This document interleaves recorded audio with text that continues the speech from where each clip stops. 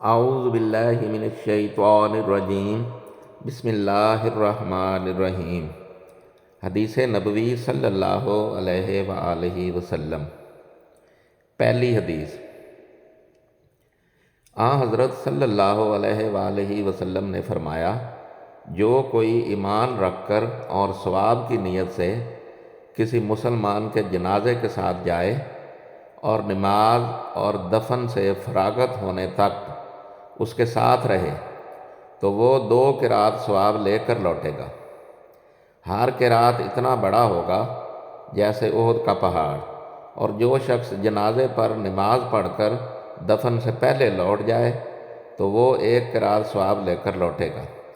روح کے ساتھ اس حدیث کو عثمان روزن نے بھی روایت کیا ہے۔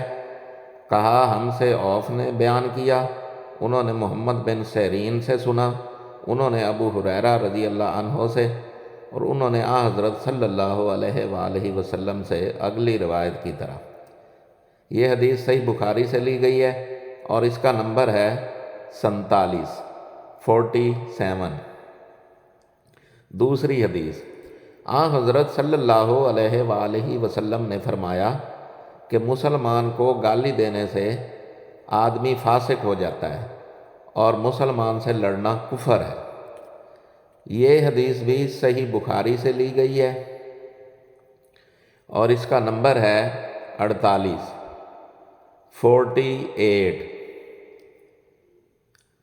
تیسری حدیث، حضرت صلی اللہ علیہ وآلہ وسلم اپنے حجرے سے نکلے، لوگوں کو شب قدر بتانا چاہتے تھے۔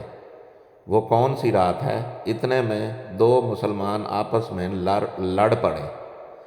آپ صلی اللہ علیہ وآلہ وسلم نے فرمایا، میں تو اس لیے باہر نکلا تھا کہ تم کو شب قدر بتلاؤں، اور فلاں فلاں آدمی لڑ پڑے تو وہ میرے دل سے اٹھا لی گئی، اور شاید اسی میں کچھ تمہاری بہتری ہے۔ تو اب ایسا کرو کہ شب قدر کو رمضان کی 27ویں، 29ویں اور 25ویں رات میں ڈھونڈا کرو۔ یہ حدیث بھی صحیح بخاری سے لی گئی ہے اور اس کا نمبر ہے 49۔ چوتھی حدیث، ایک دن حضرت صلی اللہ علیہ وآلہ وسلم لوگوں میں تشریف فرما تھے کہ آپ کے پاس ایک شخص آیا اور پوچھنے لگا کہ ایمان کسے کہتے ہیں؟ آپ صلی اللہ علیہ وآلہ وسلم نے فرمایا کہ ایمان یہ ہے کہ تم اللہ پاک کے وجود اور اس کی وحدانیت پر ایمان لاؤ، اور اس کے فرشتوں کے وجود پر اور اس اللہ کی ملاقات کے برحق ہونے پر اور اس کے رسولوں کے برحق ہونے پر اور مرنے کے بعد دوبارہ اٹھنے پر ایمان لاؤ۔ پھر اس نے پوچھا کہ اسلام کیا ہے؟ آپ صلی اللہ علیہ وآلہ وسلم نے پھر جواب دیا کہ اسلام یہ ہے کہ تم خالص اللہ کی عبادت کرو اور اس کے ساتھ کسی کو شریک نہ بناؤ، اور نماز قائم کرو اور زکوٰۃ فرض ادا کرو اور رمضان کے روزے رکھو۔